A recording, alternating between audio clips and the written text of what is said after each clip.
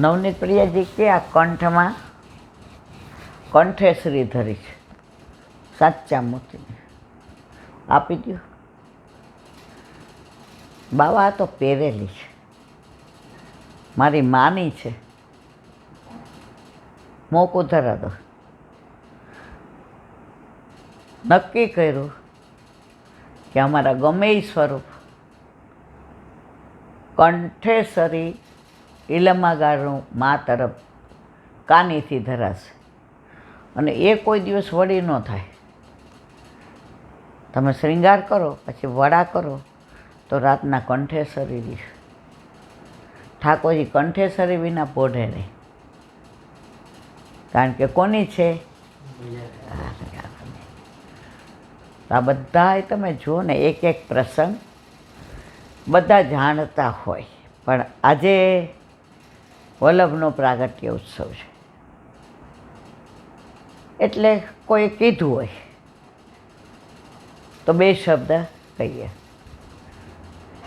હા, આજે બીજું એક જણે પૂછ્યું છે કે કુંડલમાં કેમ ઈલાબેન એવું કહેવાય?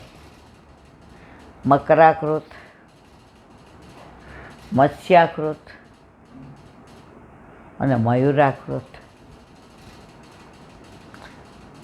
મેં કીધું વલ્લભ કે ગુસાઈજીએ પુષ્ટિ માર્ગમાં કોઈ વસ્તુ ઓથેન્ટિક કર્યા વિના આપી નથી. એનું મહાત્મ્ય જણાવે પછી કે આમ કરવાનું. ભલે લોકો પછી દાંતણવાળી કરે, આપણે બધાય જાણીએ છીએ ગુસાઈજીની સેવક ડોસી હતી, ચમચી નહોતી, બિચારીએ ખીર હલાવવા દાંતણ મૂક્યું. બધાય કે આહા માજી બહુ સરસ સેવા કરે, આપણે બે મૂકો 3. પછી તો આખી જોડી મૂકવા માંડ્યા, દાંતણવાળી પાસે દાંતણ ખલાસ. ગુસાઈજી કે આ શું કર્યું? એ કે માં મૂકે છે એટલે અમે. એટલે એ કે એની પાસે હતી નહીં ચમચી એટલે મૂકે. પણ વલ્લભે કે ગુસાઈજી ક્યાંય આવી ગેરસમજ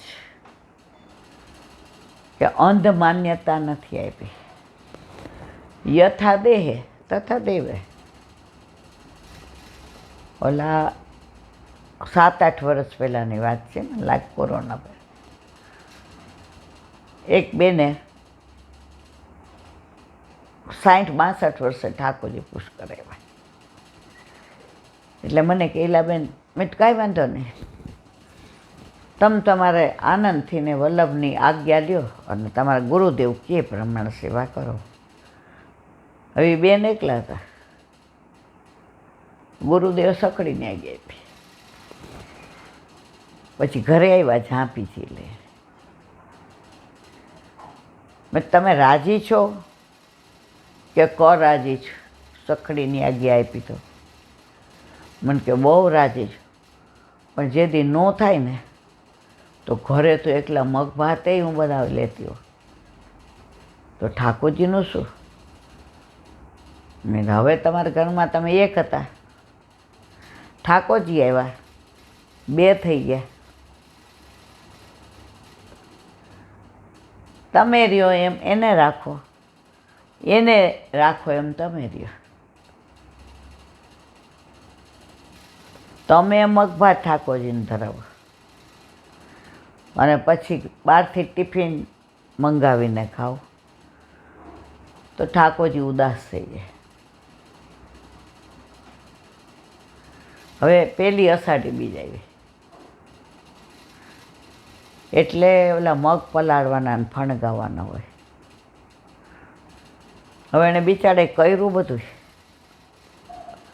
ફણગાય સરસ, પણ એકલા. બાપા રે બાપા, બાપા બાપા. તો ભોગ ધરાવી લીધો, પ્રસાદ લઈ લીધો. તો એક બેન એને ઘરે આવ્યા. એ કે લ્યો ને પ્રસાદ, હજી હું હમણાં બેસું જ ટેબલ. એ કે હા તો લેતી જ જાઓ, કારણ કે મારે ક્યાંક બાવળા જવાનું છે, બારે જા, બહુ યાદ નથી. હાલો મારા વાલા સારું થયું લ્યો, આજે અષાઢી બીજે આવ્યા બેઠા. એટલે માજીએ તો બિચારાએ કઢીને ભાત અને ભરેલું શાક ને ભજીયા ને પૂરીને ધરાવ્યું કે આજે અષાઢી હોય. તો ઓલા બેન આમ પહેલે જ કોડીએ હાય હાય ફણગાવેલા મગ ન ધરાવ્યું, આજ તો એના વિના હાલે જ નહીં ઠાકોરજીને.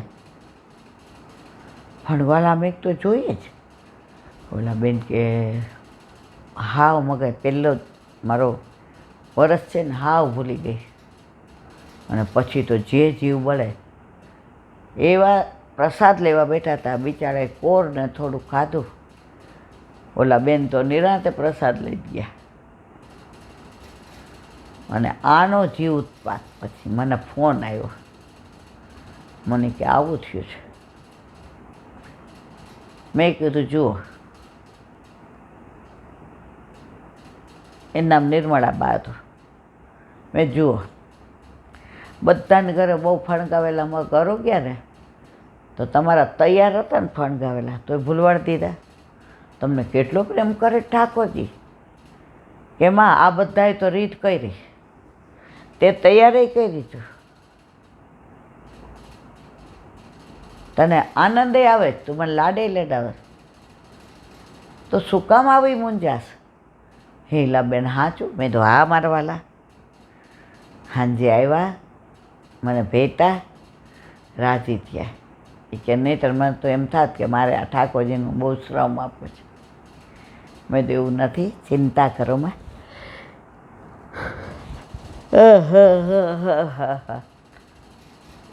તો વાત શેની કરતા હતા? બોલ. આ બેનનો પ્રસંગ કહેવામાં મૂળ શેનો કહેતી હતી એ મગજમાં નીકળી ગયું. આ તબિયત બરાબર નથી એટલે બેસાતોય નથી ને બોલાતોય નથી, પણ આ બેઠો બેઠો મને બોલાવે છે.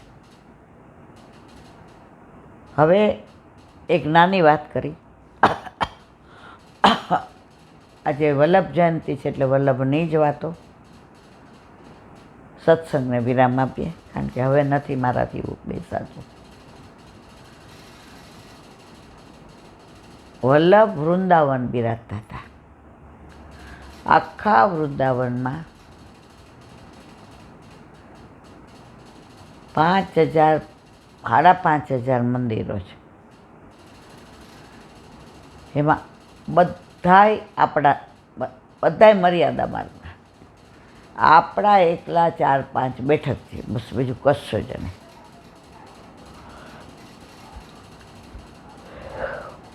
ત્યાં બિરાજતા હતા.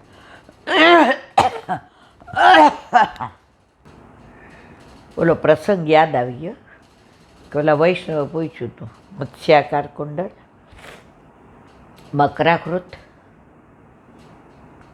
અને મયુરાકૃત. જો આનું તો વિવરણ બહુ સરસ છે, આના કીર્તનો એ બહુ સરસ છે. આ ગુસાઈજી પ્રગટ ન થયા હોત તો રાગભોગ શિંગાર આપણને કોણ આપત? કારણ વલ્લભ વિરહનું સ્વરૂપ.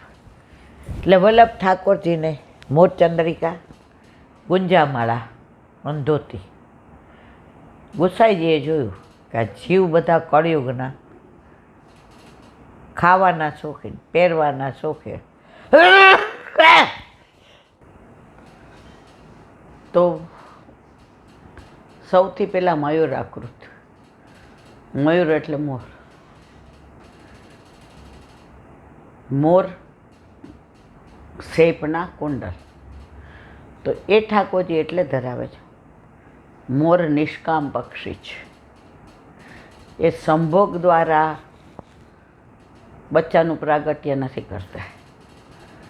એ જ્યારે એને ઠાકોરજીનો ખૂબ વિરહ થાય અને આંખમાંથી આંસુ પડે તો નિષ્કામ પક્ષી. મોરને જ વિરહ થાય, આંખમાંથી આંસુ જરે, મને ઢેલ ડાયરેક્ટ મોઢામાં લે તો ગર્ભાધાન મોરનું થાય. અને જો મોરને વિરહમાં આંસુ નીચે પડે અને ઢેલ લે તો ઢેલનું થાય. તો તમે ઠાકોરજીને જ્યારે મયુરાકૃત કુંડલ ધરો તો તમારામાંય નિષ્કામ નિસ્વાર્થ મને પ્રભુ આમ કરી દે તો હું આમ કરું, આમ કરી દે તો આમ કરું. ના મારા વાલા ના, એને શું કરવું છે ને ખબર છે. આજે હું પરણીને આવી તો તમને ખબર જ છે કે મને કપડાનો શોખ છે, દાગીનાનો શોખ છે, ફરવાનો શોખ છે, રસોઈ કરવાનો શોખ છે. તો તમે એ રીતે જ રહેશો તો આપણા પુષ્ટિ પુરુષોત્તમ આપણા વલ્લભે પધરાવ્યા તો એને ખબર છે કે આ મારો જીવ કરોડો વર્ષોથી વિખૂટો પડ્યો છે, એટલે એને દુસંગ લાગ્યો છે, તો મારે એને કેમ રાખવો? પ્રભુ ગાંડા છે આપ કે કરી આજે આમ કરી દેજો, આજે આપણામાં સકામ ભક્તિ છે જ નહીં, નિષ્કામ ભક્તિ. એ ભાવથી પયુરાકૃત કુંડલ, પછી મત્સ્યાકૃત. મત્સ્ય એટલે માછલી.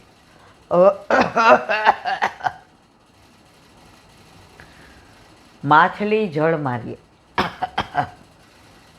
મછલી જલ કી રાની હે. છોકરાઓ નાના હતા ત્યારે ભણાવતા હતા. હવે તમે માછલીનું જન્મસ્થાન ત્યાં, રહેવાનું ત્યાં, પલીપ ત્યાં. હવે એને ભૂલમાંય તમે બહાર લ્યો એટલે એને મેળાય મરી જાય, તમારે કાંઈ કરવું જ ન પડે. એને આશરો એક જ, શેનો? જળનો. તમે એને અમૃતમાં મૂકો તોય મરી જાય, તમે એને મધમાં મૂકો તોય મરી જાય, દૂધમાં મૂકો તોય મરી જાય, જેવી પાણીમાં મૂકો. તો આ કુંડલ આપણને એવો ભાવ શીખવાડે છે, જે માછલી જળનો એકનો જ આધાર રાખે છે. પૂર આવે કે ગમે એ થાય, હાથીના હાથી તણાય તો માછલી તણાઈ ગઈ જોયું ક્યાંય? કારણ કે એનો આધાર એક છે, જળ એનું જીવન છે. એટલે જળ પણ એને એટલો જ પ્રેમ કરે છે જેટલો માછલીનો આધાર છે. તો અહીંયા ભાવ પ્રકાશમાં લખ્યું, આપણે આટલા બધા ભગવાન, આટલા બધું આ પણ આપણે આધાર કોનો હોવો જોઈએ? આસરો એક શ્રી વલ્લભા. પછી તમે એમ કહો કે ના મને અહીંયા એવોર્ડ મળે છે પણ મારે આ ધર્મ સ્વીકારવાનો. ના મારા વાલા ના, તમે એક આશરો રાખશો તો તમારે કાંઈ નહીં કરવું પડે, જેનો આશરો હશે ને એ બધું કરશે. આ બધાનું તો ખૂબ સરસ વિવરણ છે.